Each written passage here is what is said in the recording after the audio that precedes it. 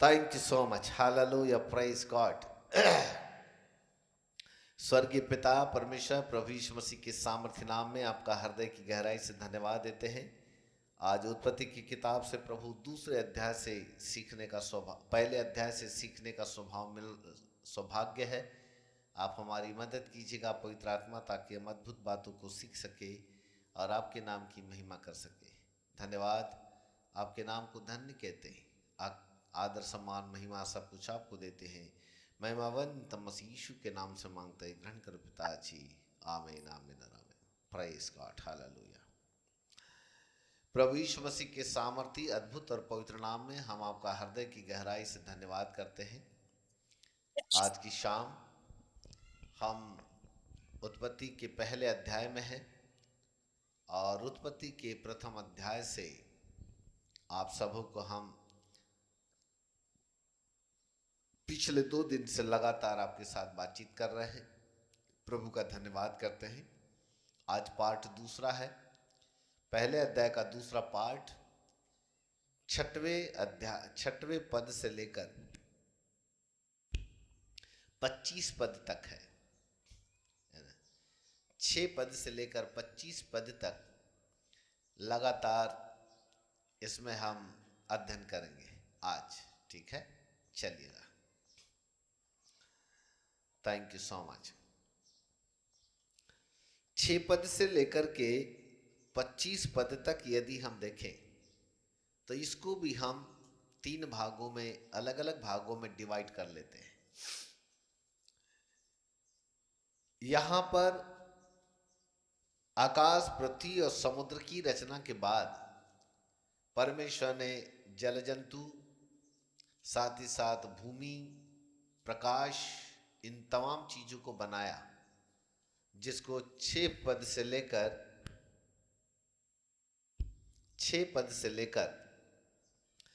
25 पद तक क्रमानुसार ये बातें यहां पर पाई जाती है।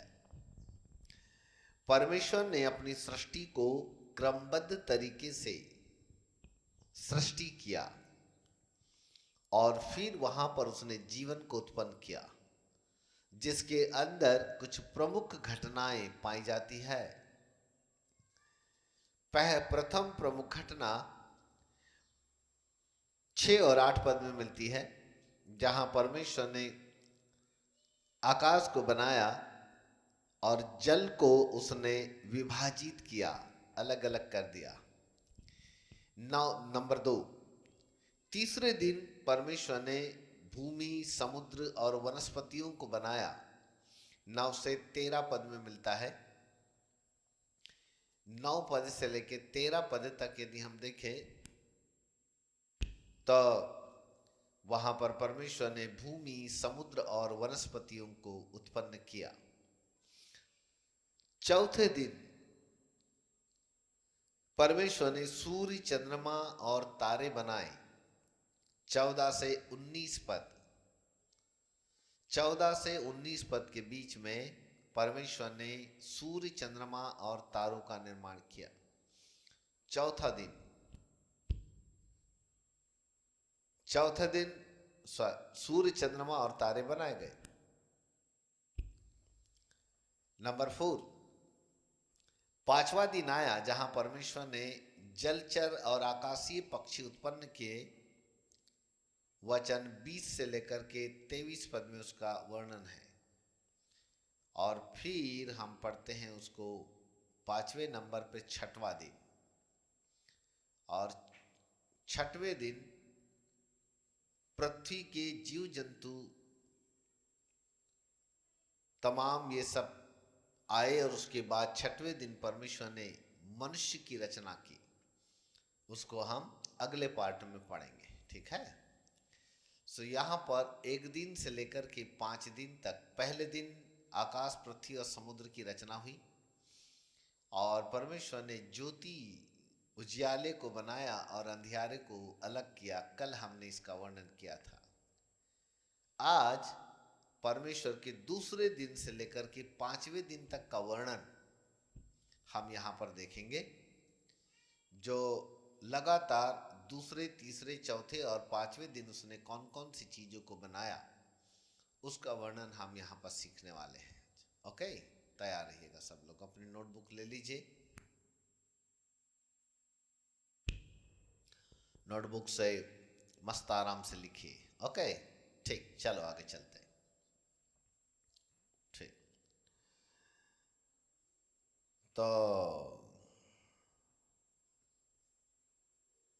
9 पद से हम थोड़ा आगे की ओर अब चलेंगे इसको पढ़ाई करते हुए। फिर परमेश्वर ने कहा कि आकाश के नीचे का जल एक स्थान में इकट्ठा हो और सूखी भूमि दिखाई दे, और वैसा ही हो गया। 10 पद। परमेश्वर ने सूखी भूमि को पृथ्वी कहा, तथा जो जल इकट्ठा हुआ उसको उसने समुद्र कहा। और परमेश्वर ने देखा कि अच्छा है। वाह, अच्छा है। ठीक है,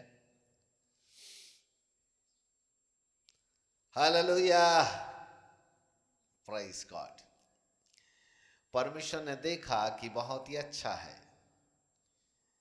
उसके बाद 11 पद को हम पढ़ते हैं तो वहां लिखा है कि परमेश्वर ने कहा, पृथ्वी से हरी घास और बीज वाले छोटे छोटे पेड़ और फलदायी वृक्ष भी, जिनके बीज उन्हीं में एक एक की जाति के अनुसार है, पृथ्वी पर उगे।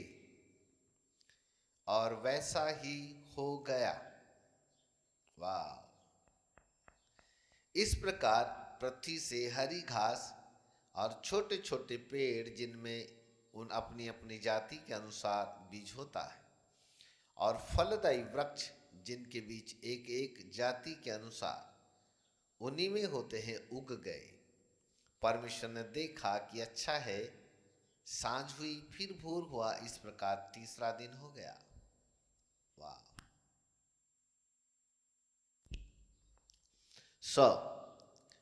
परमेश्वर ने यहां पर तीसरे दिन कुछ अद्भुत सृष्टि को बनाया। 9 पद से फिर अब मैं स्टार्ट करता हूं। आकाश के नीचे का जल एक स्थान में इकट्ठा हो और सूखी भूमि दिखाई दे, वैसा ही हुआ। सूखी भूमि से परमेश्वर ने जल को एक स्थान के ऊपर इकट्ठा किया और उसका नाम उसने समुद्र रखा। और उस एकत्रित किए जाने वाले जल को उसने सूखी भूमि से अलग कर दिया। दोनों चीजें अलग अलग हो गई। सृष्टि का निर्माण, आप सब लोगों ने इस सृष्टि के निर्माण को कई बार पढ़ चुका है, बहुत लंबी चौड़ी बात नहीं है। परंतु यहाँ पर मैं अब आत्मिक जीवन की थोड़ी सी चर्चाएं आपके सामने करना चाहता हूं, इसको ध्यानपूर्वक सुनिएगा। हम यहाँ, जैसा कि मैंने कल कहा था कि परमेश्वर ने जब सृष्टि का निर्माण किया तो उसने वहां लिखा था कि गहरे जल के ऊपर अंधियारा था, पृथ्वी बेडोल और सुनसान हो गई थी। गहरे जल के ऊपर अंधियारा था और परमेश्वर का आत्मा जल के ऊपर मंडलाता था। ऐसे ही ये हमारी सृष्टि है।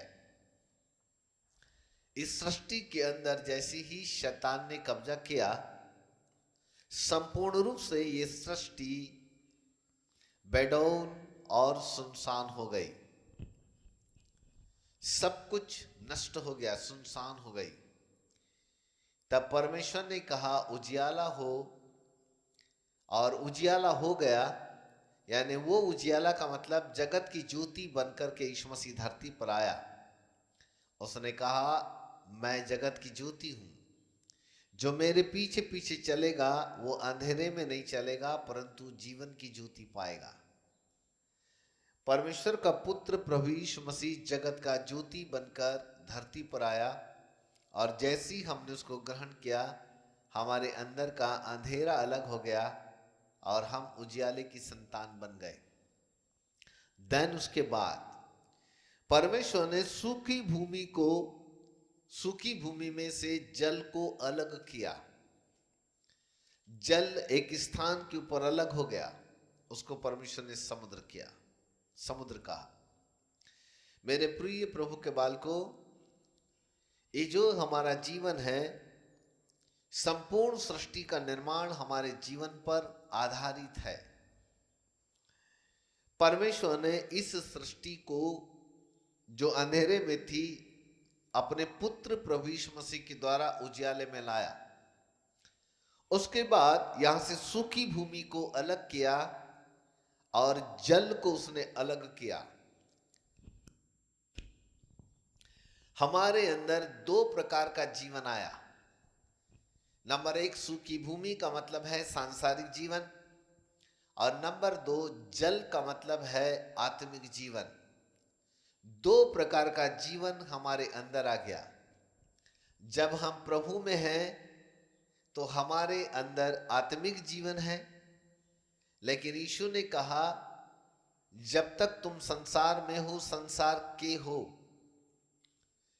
संसार में तो हो परंतु संसार के नहीं हो। संसार में जब तक हम हैं तब तक संसार का ये जीवन हमारे ऊपर हावी करता ही रहेगा। जब तक यीशु प्रभु आ नहीं जाते या जब तक हम प्रभु में सो नहीं जाते, तब तक ये सांसारिक जीवन हर एक मनुष्य के ऊपर आक्रमण करता ही रहेगा। हम कुछ भी करें, संसार को छोड़कर भाग नहीं सकते। एक व्यक्ति संसार को तभी छोड़कर भाग सकता है जब तक उसकी मृत्यु ना आवे। जिस दिन मृत्यु का सामना उसको करना पड़ेगा, उस दिन सांसारिक जीवन उसके पास से भाग जाएगा।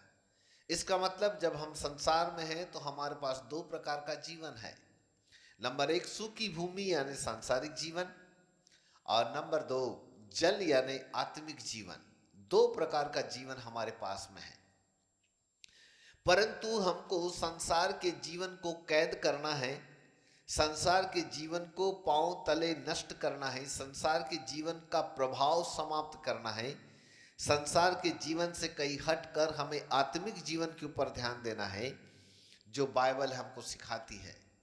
और जब हम आत्मिक जीवन की प्रबलता में आ जाते हैं, धीरे धीरे जैसे जैसे हमारे अंदर आत्मिक जीवन सुदृढ़ होने लगता है, मजबूत होने लगता है, यही वो जीवन है जो हमको अब आगे बढ़ाता है। तब 11 पद में परमेश्वर ने कहा, पृथ्वी में से हरी घास तथा बीज वाले छोटे छोटे पेड़ और फलदायी वृक्ष भी, जिनके बीज उन्हीं के एक एक जाति के अनुसार है, पृथ्वी पर उगे। ध्यान से सुनेगा। यहां पर उसने 3 चीजें उगने के लिए कहा। नंबर 1 उसने कहा हरी घास, नंबर 2 उसने कहा बीज वाले छोटे छोटे पेड़, और नंबर 3 उसने कहा फलदायी वृक्ष। 3 चीजें। तीसरे दिन जो खुदा ने सृष्टि किया उसमें 3 चीजों का निर्माण किया। अर्थात पृथ्वी पर सबसे पहले हरी घास का निर्माण हुआ। हरी घास के बाद फिर वहां छोटे छोटे बीज वाले पौधे उत्पन्न हुए, और उसके बाद फलदायी वृक्ष उत्पन्न हो गए। इस प्रकार से पृथ्वी जो है हरी भरी हो गई। Hallelujah, praise God. ध्यान रखें, जब भी मैं सृष्टि की बात करता हूं तो हम अपने जीवन की सृष्टि की भी बात कर रहे हैं। इधर इधर इधर इधर ये वाली सृष्टि की बात हो रही है। हमारे अंदर की जो सृष्टि है बिल्कुल ऐसी ही है, ऐसी ही है। सबसे पहले जैसे ही अंधेरा दूर हुआ, ज्योति हमारे अंदर आई, हमारे अंदर 2 प्रकार का जीवन आया। हम संसार में हैं इसलिए सांसारिक जीवन भी है, और हम प्रभु में हैं इसलिए हमारे पास आत्मिक जीवन भी है। 2 जीवन आ गए। परंतु अब इस जीवन के चलते चलते परमेश्वर ने और 3 चीजें हमारे अंदर में डाल रहा है। नंबर 1 हरी हरी घास, नंबर 2 बीज वाले छोटे छोटे पौधे, और नंबर 3 फलदायी वृक्ष। फलदायी वृक्ष। Praise God. इधर इधर इधर ये हमारी एक सृष्टि है। इधर अंदर, इधर देखो, इधर वीडियो खोल के बैठते तो ज़्यादा समझ में आता। टाइम पास मत करो, वीडियो खोलो, बैठो, आराम से सीखो। ये जो सृष्टि है, इस सृष्टि के अंदर दो प्रकार का जीवन है। संसार का भी जीवन है और आत्मिक जीवन भी है। अब ये जो हम संसार के जीवन को त्याग नहीं सकते, वो जीवन तो तभी जाएगा जिस दिन मृत्यु हो जाएगी या यीशु मसीह आ जाएगा, तभी वो जीवन यहां से जाएगा। तब तक हम इस संसार में हैं। सांसारिक जीवन हमसे हटाया नहीं जा सकता। वो सत्य है, यथार्थ सत्य है, वो हमेशा रहेगा, उसको हम नष्ट कर ही नहीं सकते। हालेलुया। परंतु इसके साथ साथ आत्मिक जीवन भी है, जहां पर अब हमको प्रभु में बढ़ना है। और उसको बढ़ने के लिए परमेश्वर ने हमारे अंदर अब 3 चीजों की अपेक्षा करता है। नंबर 1 हरी घास, नंबर 2 बीज वाले छोटे छोटे पौधे, और नंबर 3 फलदायी वृक्ष। 3 चीजों की अपेक्षा परमेश्वर हमसे करते हैं। इस वीरान भूमि में जो सृष्टि वीरान हो गई थी, प्रभु यीशु मसीह का सत्य का ज्योति आई, हमारे अंदर आई, अंधेरा दूर हुआ, हम प्रभु में आ गए। हम सबों के पास परमेश्वर का वचन आ गया, पवित्र आत्मा परमेश्वर हमारे साथ आ गए। हम सब प्रभु में आगे बढ़ रहे हैं। लेकिन कैसे? सबसे पहले हमारे अंदर हरी घास होनी चाहिए। हरी घास, यहां इस सृष्टि की बात हो रही है, यहां इधर इधर इधर ये वाले जीवन में हमारे अंदर हरी घास होना है। और ये हरी घास हमारे अंदर कैसे आएगा? हरी घास का मतलब है उद्धार का जीवन, हरा भरा।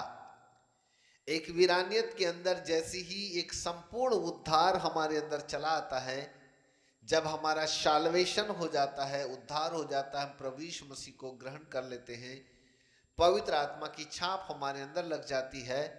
हमारे इस सृष्टि के अंदर जो वीरान थी, जो सुनसान थी, जो बेडोल थी, परमेश्वर वहां पर अब धीरे धीरे हरी घास को उत्पन्न करता है, हरी घास को उत्पन्न करता है। Hello, praise God.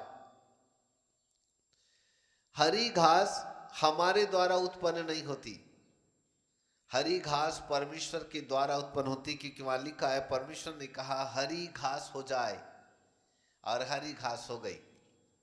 Hari Hari घास का मतलब है उद्धार का जीवन। हमारे इस सृष्टि के अंदर हमारा उद्धार हो जाता है, हम उद्धार को प्राप्त करने लगते हैं, मतलब हरा भरा जीवन हो जाता है। जहाँ वीरानियत है, जहाँ पर अशांति है, जहाँ पर दुख है, जहाँ कष्ट है, जहाँ गम है, जहाँ पीड़ाएं है, वे सब कुछ हमारे अंदर आनंद में तब्दील हो जाता है। और सब कुछ जो आनंद और शांति हमारे अंदर आ जाती है, उसी का नाम है हरी हरी घास। जब आप मैदानों में जाकर के भ्रमण करने के लिए जाते हैं तो देखिएगा वहां पर हरी घास दिखाई देती है। उस हरी घास को कोई मनुष्य नहीं उगाता, पर उस हरी घास को परमेश्वर ने उगाया हुआ है। और जब आप उस हरी घास के ऊपर चलते हैं तो एक बड़ा आनंद आता है, बड़ा नरम नरम लगता है, आपको ऐसा लगता है वाह कितनी अच्छी घास है। और यदि ठंड के दिनों में यदि आप उस हरी घास के ऊपर जाएं तो आपको वहां पर ओस की बूंदें दिखाई देगी, और वो ओस की बूंदें ऐसी होती है जहां पर हम कितना भी पानी का फव्वारा मारे तो वैसी कभी भी वो बूंदें कभी नहीं आएगी। परंतु परमेश्वर का धन्यवाद करते हैं कि परमेश्वर स्वयं ऐसी हरी हरी घास को ओस की बूंदों के सहित हमारे अंदर उत्पन्न करता है। हरी घास जो है वो है उद्धार का जीवन, और उसके ऊपर परमेश्वर के द्वारा प्रतिदिन पाई जाती है ओस की बूंदें। और ओस की बूंदें का मतलब होता है स्वर्गीय जीवन, यानी वो स्वर्ग से आती है। कोई मनुष्य वहां पर ओस की बूंदें नहीं डाल सकता, वो स्वर्ग से, आकाश से टपकती है। प्रतिदिन सुबह घास के ऊपर आकाश से एक सुबह सुबह बड़ी मस्त वाली ओस की बूंदें टपकने लगती है। और यदि आप वहां पर बिना चप्पल जूते के आप उस हरी घास के ऊपर चले तो बड़ा आनंद आता है, ओस की बूंदों को हटाता हुआ व्यक्ति को कितना आनंद आता है। बड़ी छोटी छोटी बूंदें बहुत ही सुंदर दिखाई देने लगती है। Hallelujah, praise God. मेरे प्रिय प्रभु के बालकों, परमेश्वर के द्वारा हरी घास हमारे अंदर उत्पन्न होती है। नंबर 3 नंबर दो, फिर वहां पर बीज वाले छोटे छोटे पेड़, बीज वाले छोटे छोटे जो पेड़ है, आपने पेड़ नहीं, पौधे, बीज वाले छोटे छोटे पौधे। पौधे का मतलब है ज्यादा से ज्यादा 3 फीट या 4 फीट के पौधे। वृक्ष की बात नहीं कर रहे हैं हम, पेड़ की बात नहीं कर रहे हैं हम, पौधे की बात कर रहे हैं। ये छोटे छोटे जो पौधे हैं वो पृथ्वी के ऊपर उगे। जैसे साग पात होता है, बैगन का पौधा, टमाटर का पौधा, भाजी जो होती है, इनके देखिए सभी छोटे छोटे पौधे होते हैं। पौधे जितने भी साग पात और बहुत सारे ऐसे फूल के पौधे होते हैं वो पौधे हैं, पेड़ नहीं हैं, जिनकी छोटी छोटी डालियां होती है और ज़्यादा से ज़्यादा उनकी ऊंचाई 3 फीट, 4 फीट, 5 फीट, ज़्यादा से ज़्यादा इतनी 5 फीट हो गए तो बहुत बड़ी बात है। ये पौधे हैं, पेड़ नहीं है। ये पौधे उस धरती के ऊपर उगे। ऐसी इस सृष्टि के ऊपर जब हम उद्धार प्राप्त कर लेते हैं तो हमारे अंदर छोटे छोटे बीज वाले पौधे उत्पन्न होना है। हमारी इस सृष्टि के अंदर, ये जो हमारी ये सृष्टि जिसको खुदा ने इसको बनाया, इसके अंदर अब हमको बीज वाले छोटे छोटे पेड़ उत्पन्न करना है, जिससे कि हम परमेश्वर के काम में आ सके। और ये बीज वाले छोटे छोटे पौधे क्या हैं? ये बीज वाले छोटे छोटे पौधे हैं भले काम, परमेश्वर के लिए करने वाले काम, ताकि हम अपने प्रभु परमेश्वर के लिए कुछ अद्भुत कामों को कर सके। परमेश्वर के लिए हम बहुत कुछ कर सके जो उसने हमारे लिए चाहते हैं। कभी भी एक व्यक्ति जो मसीह में आ गया, जिसका उद्धार हो गया, वो कभी भी शांत नहीं रहता। हमेशा कोई न कोई ऐसा काम करने लगता है जिससे कि प्रभु प्रसन्न हो जाए। और प्रभु में आने के बाद प्रभु के लिए कुछ न कुछ काम करना, लोगों के लिए अच्छे काम करना, भले कामों को उत्पन्न करना। इफिसियों 2 उसके 10 पद में बाइबल कहती है, मसीह यीशु में हम भले कामों के लिए सृजे गए हैं। हम भले कामों के लिए सृजे गए हैं। और इसलिए बहुत जरूरी है कि उन भले कामों को हम तैयार करें। जितना ज़्यादा भले काम हम करते हैं, जितना ज़्यादा प्रभु के लिए हम करते हैं, मनुष्यों की सेवाएं करते हैं, जितना ज़्यादा वचन सुनाते हैं, लोगों को उद्धार के अनुभव में लाते हैं, हम अपना धन प्रभु के लिए खर्च करते हैं, अपने धन को खर्च कर कर के हम लोगों को उद्धार के अनुभव में लाते हैं, लोगों को हम एक अच्छा जीवन देते हैं, लोगों को हम भलाई के काम करते हैं। ये सारे के सारे काम हमारे लेखे में जुड़ जाते हैं। जब हमारा न्याय होगा तो हमारे इन कामों के अनुसार न्याय होगा। जो कुछ हमने भले काम किए हो, चाहे हमने बुरे काम किए हो, इन कामों का प्रतिफल हमको मिलेगा। कुलुस्सियों की किताब में प्रेरित पौलुस लिखते हैं, यह अवश्य है कि हम सबों का हाल परमेश्वर मसीह के न्याय आसन के सामने खुल जाए, चाहे वो शरीर के द्वारा हमने अच्छे काम किए हो, चाहे वो बुरे काम किए हो। वो तमाम कामों का एक दिन न्याय होगा। और इसीलिए जब हमारे अंदर हरी घास उत्पन्न हो जाती है, उद्धार आ जाता है, स्वर्गीय जीवन आ जाता है, तो बहुत जरूरी है कि अब हम भले काम करना सीखें। बोलो यीशु प्रभु की। जितना ज़्यादा हम भले भले भले भले अच्छे अच्छे काम करेंगे, हमारे ये वीरान सृष्टि के अंदर छोटे छोटे बीज वाले पेड़ उगना चालू हो जाएंगे। असंख्य पेड़ उगेंगे, मानो ये परमेश्वर का बगीचा है, अदन की वाटिका है। ये अंदर वाली, यहाँ पर हम छोटे छोटे बीज वाले पेड़ उगाते हैं। इस वाटिका के अंदर परमेश्वर प्रतिदिन दिन के ठंडे समय मिलने के लिए आते हैं, हमसे बातचीत करने के लिए आते हैं। जब हम प्रार्थना में होते हैं, परमेश्वर की उपस्थिति में होते हैं, तो खुदा की आवाज़ हमारे अंदर सुनाई देने लगती है। परमेश्वर अपनी आवाज़ के द्वारा हमको आगाह करता है, सावधान करता है, उसकी आवाज़ सुनाई देने लगती है। जानते हो क्यों? क्योंकि यहाँ पर हरी हरी घास आ गई है। हरी हरी घास में खुदा उस ठंडे समय में चलने के लिए आता है। लेकिन वो केवल नहीं चाहता कि अब वो हरी घास हो, परंतु वो चाहता है कि हरी घास के अतिरिक्त छोटे छोटे बीज वाले पौधे भी यहाँ पर उगे। और वो छोटे छोटे बीज वाले जो पौधे हैं वो है हमारे भले काम, हमारे काम। लिखा है जिसका काम बना रहेगा वो उद्धार पाएगा, और जिसका काम जल जाएगा वो हानि उठाएगा, वो हानि उठाएगा। इसका मतलब है हमें अपने भले कामों के द्वारा परमेश्वर की महिमा करना है।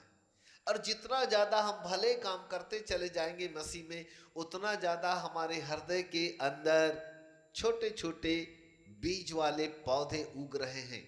उगने दो, एक बड़ा भारी बाग तैयार हो रहा है। अदन की वाटिका का एक बड़ा भारी बाग हम अंदर में तैयार कर रहे हैं। जब ये छोटे छोटे पेड़ पौधे, बीज वाले पौधे उग जाते हैं, हम भले कामों का अंजाम देते हैं, तब तीसरी और एक चीज उत्पन्न होती है जिसे कहते हैं फलदायी वृक्ष। 11वें पद में लिखा है फलदायी वृक्ष। वाह वाह वाह। अब झाड़ की बात हो रही, बड़े बड़े वृक्ष, लंबी उम्र के वृक्ष तैयार होने लगते हैं। फलदायी वृक्ष, अदन के वाटिका में फलदायी वृक्ष थे, सदाबहार फलने वाले वृक्ष थे। अदन की वाटिका में सदाबहार फलने वाले वृक्ष रहा करते थे। आदम का जो मन आया उन फलों को वह खाया करता था। बड़े बड़े वृक्ष थे, झाड़ थे, पेड़ पौधे, पेड़ पेड़ पेड़ मेरे प्रिय प्रभु के बालकों, अब हमको फलदायी वृक्ष बनना है। एक ऐसा झाड़ जो फलों से लद जाए, एक ऐसा झाड़ जो फलों से परिपूर्ण हो जाए। जिस दिन ये वृक्ष फलों से परिपूर्ण हो जाता है, फलों से लद जाता है, उस दिन हमारे इन फलों को कोई न कोई आकर के खाएगा। हमें एक ऐसा वृक्ष बनना है कि हम फलवंत हो, फलवंत हो। यीशु ने कहा मेरे पिता की महिमा इससे होती है कि तुम बहुत सा फल लाओ, फल लाओ। जब हम फलदायी वृक्ष बन जाते हैं तो हमारे फलों को हजारों लोग खाते हैं। हमारे द्वारा जितने ज्यादा लोग हमारे इन फलों को खाना चालू करते हैं, जैसे जैसे जैसे जैसे लोग हमारे इन फलों को खाएंगे, वैसे वैसे वैसे वैसे इन वृक्षों की डालियों में लोग बसेरा पाएंगे। ईश्वर ने कहा राई का दाना सब सागपात से बहुत छोटा होता है, पर जब वह बड़ा हो जाता है तो उसकी डालियों पर आकाश के पक्षी बसेरा करते हैं। हमको ऐसा पेड़ बन जाना है कि हमारी डालियों पर हजारों पक्षी बसेरा कर सके। हमको एक ऐसा बड़ा पेड़ बन जाना है कि हजारों लोग हमारे छाया के नीचे ठिकाना पाएं, उनको छाया मिले, उनको विश्राम मिले, उनको शांति मिले, उनको चंगाई मिले, उनको छुटकारा मिले, उनको अच्छा जीवन मिले। हम ऐसा झाड़ हमको बन जाना है कि हमारे द्वारा जो वो फलों को खाएं, उन फलों से उनको लाभ मिले, उन फलों से उनको आशीष मिले। ऐसा एक बड़ा वृक्ष हमको बन जाना है। तब 11वां पद कंप्लीट हो जाएगा हमारे जीवन के अंदर। Praise God, hallelujah. तब 11वां पद कंप्लीट होगा। ये सृष्टि है जहां खुदा ने किया, उसी सृष्टि के अंतर्गत हम पाए जाते हैं। अब हमको ऐसा झाड़ बनना पड़ेगा। हरी हरी घास तो खुदा ने हमारे अंदर में डाल दिया। अपने पुत्र प्रभु यीशु मसीह की मृत्यु के द्वारा उसने हमको उद्धार का जीवन दिया, स्वर्गीय जीवन दिया, स्वर्गीय आशीष उसने हमको प्रदान की। परंतु इन आशीषों के तत्पश्चात परमेश्वर चाहता है कि अब हम छोटे छोटे बीज वाले पौधे यानी भले कामों को तैयार करें, और उसके बाद हम एक ऐसा वृक्ष बन जाए जो फलों से लदा हुआ हो, जिसकी डालियों में हजारों लोग बसेरा करें, जिसकी छाया तले हजारों लोग विश्राम पाए। ऐसा एक बड़ा वृक्ष बन जाना है। दुआ मांगो कि परमेश्वर आपको एक ऐसा बड़ा वृक्ष बना दे कि आपके छाया तले हजारों लाखों लोग विश्राम पाएं, हजारों लाखों लोग आपके द्वारा आशीष पाएं, आपके फलों को खाने के द्वारा लोगों को प्रतिफल मिले। Hallelujah, praise God, hallelujah. दुआएं मांगो ताकि आपके द्वारा हजारों लाखों लोग अद्भुत रूप से परमेश्वर के उस जीवन को चख सके। ईश्वरीय जीवन हमारे द्वारा फलता है। लोग परमेश्वर को नहीं देखते, लोग हमको देखते हैं। जब हम स्टेज के ऊपर होते हैं, लोगों के सामने रिप्रेजेंटेटिव बनकर, प्रतिनिधि बनकर के जब हम खड़े होते हैं, लोग खुदा को हमारे अंदर देखते हैं। इसका मतलब है हमको फलवंत होना है ताकि हम परमेश्वर के फलों को उत्पन्न कर सके, ईश्वरीय फलों को, ईश्वरीय मिठास को हम पैदा कर सके, ईश्वरीय रेस्ट को हम लोगों के अंदर में डाल सके, ईश्वरीय हीलिंग हम लोगों के अंदर में डाल सके, ईश्वरीय जो कुछ परमेश्वर के अच्छे गुण हैं, अच्छा चरित्र है, अच्छा स्वभाव है, वो हम लोगों के अंदर बांट सके। ये सबसे महत्वपूर्ण है। बोलो यीशु प्रभु की जय। Hallelujah, glory to God, glory to God, praise God, praise God. Thank you so much. Hallelujah. Okay. So now number 3, थोड़ा आगे बढ़ते हैं। एक एक लाइन को यदि बहुत लंबा खींचेंगे तो फिर तो ये खत्म नहीं होगी किताब ऐसे भी, तो हमको खत्म भी करना है, परंतु थोड़ा आगे बढ़ते हैं, ठीक है। 14 पद से लेकर के यदि 19 पद तक देखे तो यहाँ चौथा दिन था, और इस चौथे दिन में परमेश्वर ने सूर्य, चंद्रमा और तारों का गठन किया। 14 से 19 पद में है। बाइबल सामने रखिएगा ताकि मेरे को बहुत ज़्यादा पढ़ना ना पड़े, है ना। परंतु यहाँ पर 3 चीज़ें परमेश्वर ने वहाँ पर बनाया। सबको पता है 14, 15, 16, 17, 18, 19 पद में देखेंगे तो यहाँ पर परमेश्वर ने दिन पर प्रभुता करने के लिए सूर्य को बनाया, रात पर प्रभुता करने के लिए चंद्रमा को बनाया, और आकाश में तारे गण भी बनाए जिससे कि आकाश की सुंदरता बनी रहे। 3 चीजें खुदा ने बनाई। धरती का समय चक्र सूर्य, चंद्रमा और तारों के आधार पर चलता है। बहुत ध्यान से सुनिए इसको।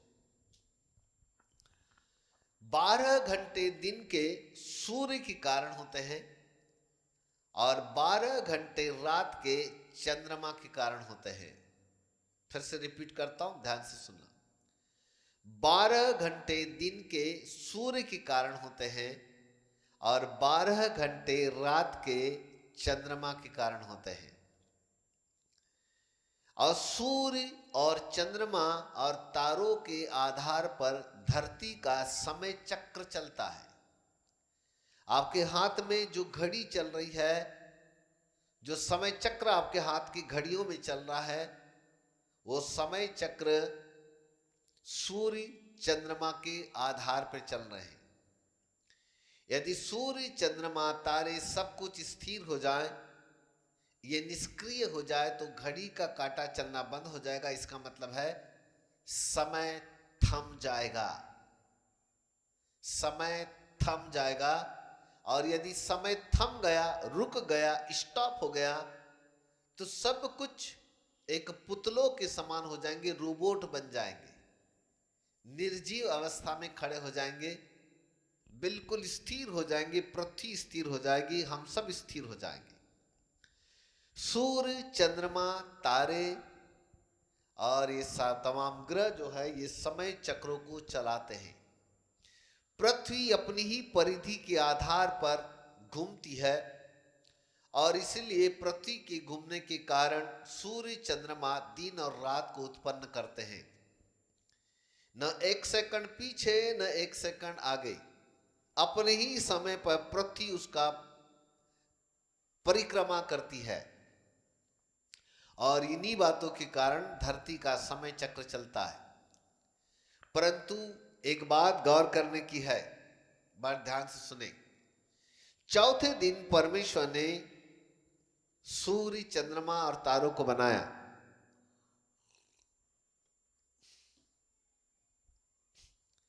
इसके पहले 3 दिन बीत गए।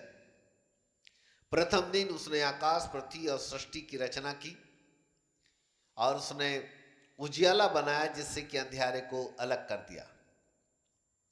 दूसरे दिन परमेश्वर ने पृथ्वी को अलग और समुद्र को अलग किया, जल के बीच में अंतर कर दिया और इस प्रकार से पानी को पृथ्वी से अलग कर दिया और प्रसू की भूमि को अलग कर दिया। वहां पर भी क्या, वो दूसरा दिन हुआ। तीसरे दिन परमेश्वर ने पृथ्वी के ऊपर हरी हरी घास, बीज वाले छोटे छोटे पौधे और फिर फलदायी वृक्ष तैयार उसने किया। यह तीसरा दिन हुआ। चौथे दिन सूर्य चंद्रमा तारे बनाए गए। Listen me carefully. जब सूर्य चंद्रमा तारे चौथे दिन बनाए गए, यानी समय चक्र चौथा दिन सूर्य चंद्रमा तारों से स्टार्ट हुआ, तो पहला दिन, दूसरा दिन और तीसरा दिन कैसे हुआ? यह एक बहुत बड़ा रहस्य है।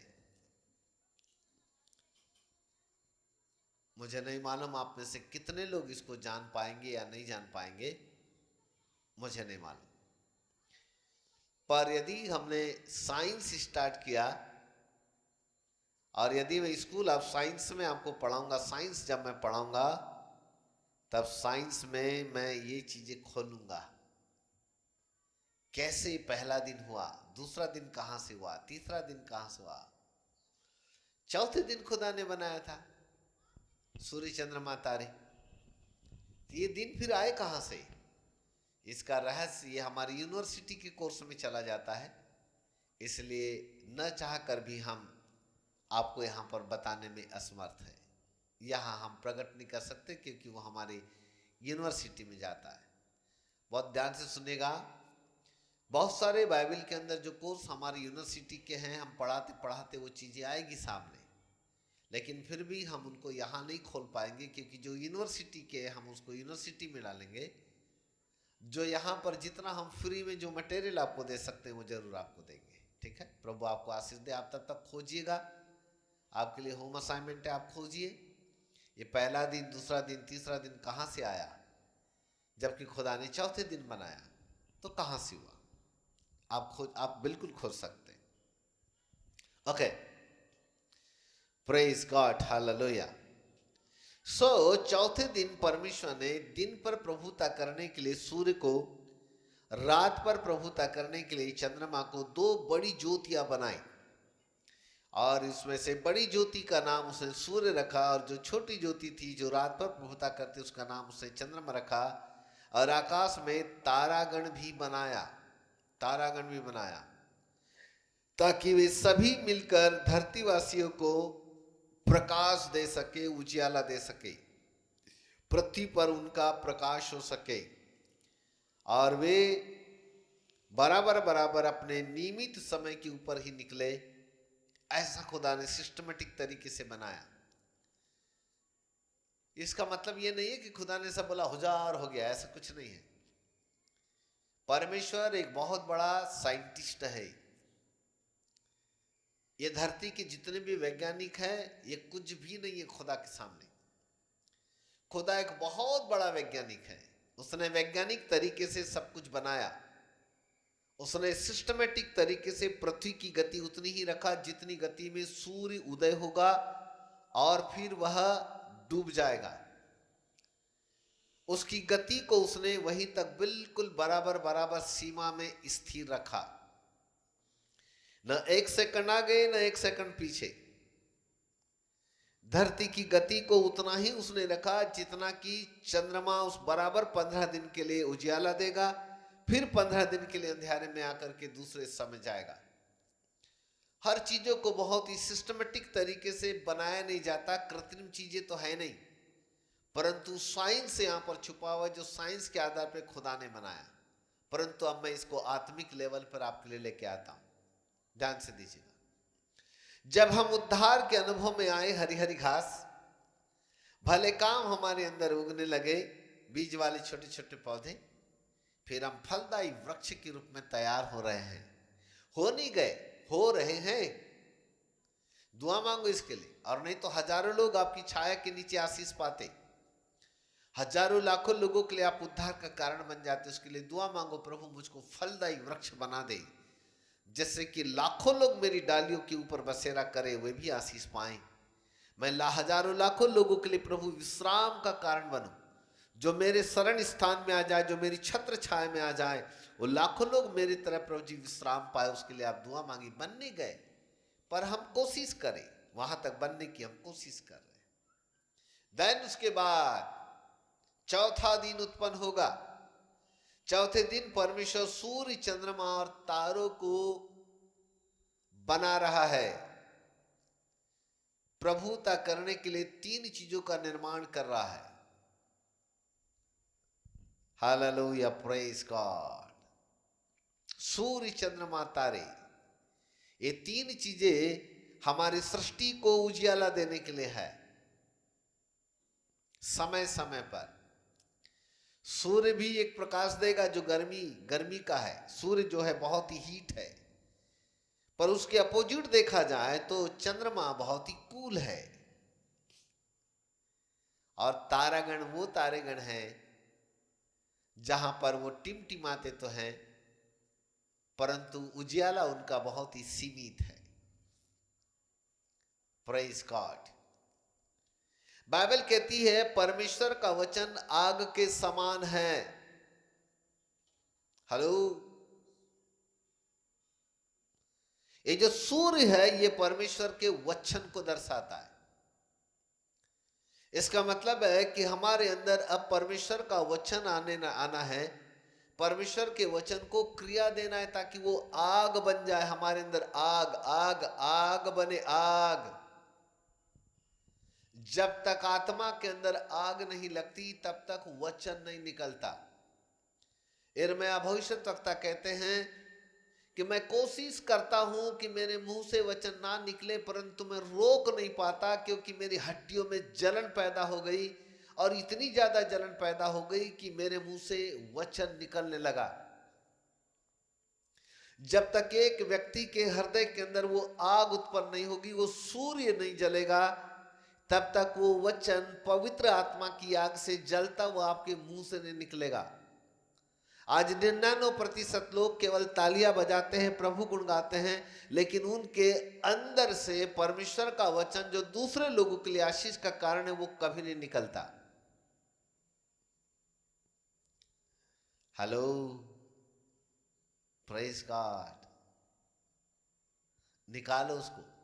प्रेरित लोग वचन बोलते थे, जब वचन बोलते थे तो दूसरे लोग उद्धार पाते थे, और जब वचन बोलते थे तो खुद के लिए वचन क्रिया में काम करता था। वो वचन को बोलते थे, तभी वो वचन जो है फैलता गया, फैलता गया, फैलता गया, फैलता गया, फैलता गया। वो फैलता ही गया। In the name of Jesus, hallelujah.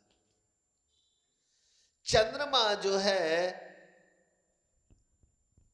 वो कूल है, ठंडा है, पर उसमें भी उजियाला है, उसमें भी उजियाला है।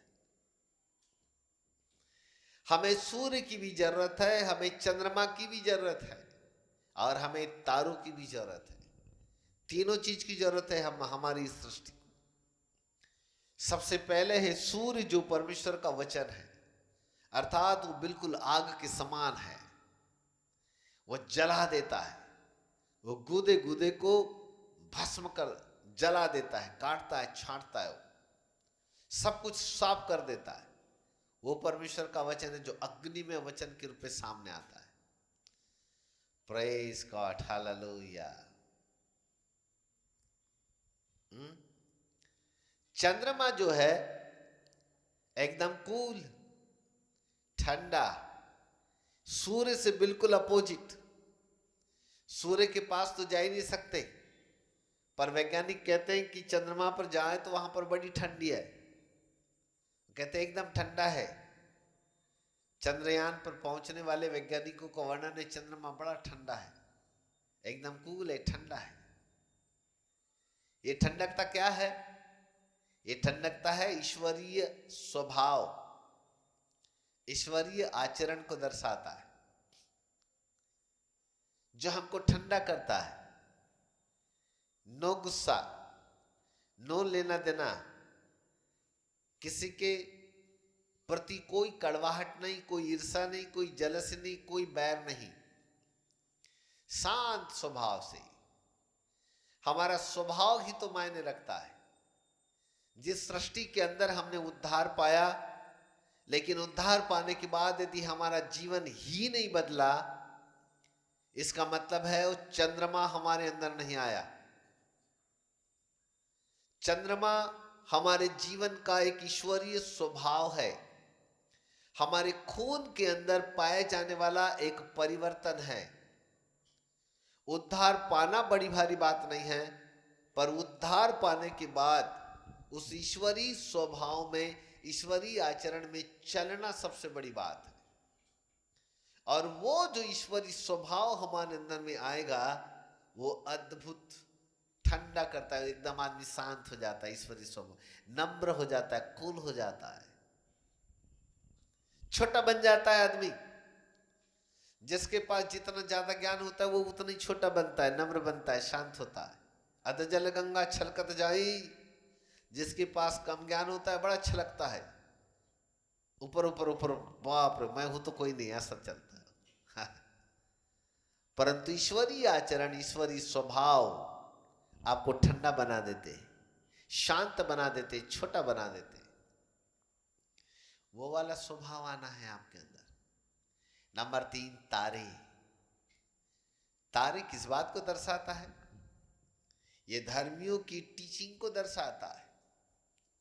बाइबल कहती है धर्मी लोग तारों के नाई चमकेंगे, जो सिखाते हैं हमको। दानियल की किताब में लिखा है 12वें अध्याय में, जरा पढ़िएगा 12:3 पढ़ के देखिए। दानियल 12:3, आप में से कोई जिसको हिंदी बाइबल पढ़ने में है तो जल्दी जल्दी जल्दी, लेट करेंगे तो फिर इधर लेट हो जाएगा। मिला नहीं अभी तक किसी को आप में से? तब सिखाने वालों की चमक हाँ, आकाश मंडल की सी होगी, वाह। तब सिखाने वालों की चमक आकाश मंडल की सी होगी, और जो बहुतों को धर्मी बनाते हैं और जो बहुतों को धर्मी बनाते हैं वे सर्वदा तारों के समान प्रकाशमान रहेंगे। वे सर्वदा तारों के समान प्रकाशमान रहेंगे। हम तारों के समान चमकेंगे, जो दूसरों को धर्मी बना देंगे, जो दूसरों को उद्धार के अनुभव में लाएंगे। आत्मा जीतने का काम चालू करो, अविश्वासियों को प्रभु में लाओ, लोगों को अच्छा सिखाओ। आकाश मंडल की सी चमक हमारी होगी, चमकेंगे हम तारे। इसका मतलब प्रभु कहता है, ऐ वीरान सृष्टि, ऐ सुनसान सृष्टि, मैंने तेरे अंदर के अंधेरे को दूर करके उजियाले में लाया। मैंने तेरे अंदर हरी हरी घास भी पैदा कर दिया, लेकिन अभी तक तुझ में ना तो सूर्य दिखाई देता है, ना चंद्रमा दिखाई देता है, ना तारे दिखाई देते। प्रभु जी कहते हैं सूर्य को भी लाओ, यानी परमेश्वर का वचन जो आग के समान है उसको जरा निकालो, बाहर निकालो। चंद्रमा के समान कूल बन जाओ, ईश्वरीय स्वभाव में परिपूर्ण हो जाओ। नंबर 3, दूसरों को सिखाओ, दूसरों को उद्धार के अनुभव में लाओ। हालेलुया। यह है, तब तुम तारों के समान चमकने लगोगे। Praise God, hallelujah. मेरे प्रिय प्रभु के बालकों, आज यहां पर हमें दूसरे पार्ट को समाप्त करते हैं। कल फिर तीसरा पार्ट होगा इसका। कल फिर हम आपको आगे की ओर ले चलेंगे। आज के लिए इतना काफी है, ठीक है। उत्पत्ति के पहले अध्याय से हमने चौथे दिन तक का वर्णन हमने यहां पर देखा। परमेश्वर ने हमको अद्भुत रूप से यहां पर सिखाया। प्रभु आप सबों को आशीष दे। प्रार्थना के साथ समाप्त करते हैं। कल फिर यहाँ के आगे का पाठ हम सीखेंगे। सूर्य, चंद्रमा, तारे अभी भी अधूरा है। कल फिर हम यहाँ पर थोड़ा सा और कुछ प्रकाशन डालेंगे, ताकि आप यहाँ की अद्भुत बातों को और सीख सको। फिर 5वां दिन भी सीखेंगे, फिर 6वां दिन भी सीखेंगे। सो बड़े अद्भुत रहस्य है, जैसा लिखा है वैसा तो है ही है, पर उसके अतिरिक्त और कुछ भी है। आओ हम इसे बड़ी बारीकी से सीखे। कल पार्ट, तीसरे पार्ट में हम कुछ और अद्भुत आपको सिखाने वाले हैं। राइट टाइम जुड़ेगा, बल्कि मैं कहता हूं 5 मिनट पहले, 10 मिनट पहले जुड़ जाए। राइट टाइम 6 o'clock स्टार्ट होगा और लगभग 40-45 मिनट हमारा टीचिंग। आज थोड़ा ज़्यादा हो गया, पर कल हम समय का ध्यान रखेंगे। प्रभु आपको आशीष दे। प्रार्थना करेंगे। पवित्र पिता, धन्यवाद देते उत्पत्ति के पहले अध्याय के लिए, जहां पर आज हमने अद्भुत बातों को सीखा। प्रभु, कैसे सृष्टि को आपने हरी भरी कर दिया, कैसे बीज वाले छोटे छोटे पौधे, फलदायी वृक्ष, कैसे सूर्य, चंद्रमा और तारों का निर्माण हुआ। आप हमसे क्या अपेक्षा करते हैं? इन तमाम बातों का विश्लेषण करने के लिए आपने अनुग्रह दिया। अपने बच्चों की बुद्धि और समझ को खोलिएगा राजा, ताकि हम सब नासरत के यीशु मसीह के सामर्थ्य नाम में अद्भुत बातों को सीख सके। हे पवित्र पिता, आपके नाम को धन्य कहते हैं, आपके नाम को ऊंचा उठाते हैं, आदर सम्मान आपको देते हैं। यीशु के नाम से मांगते हैं, आमीन।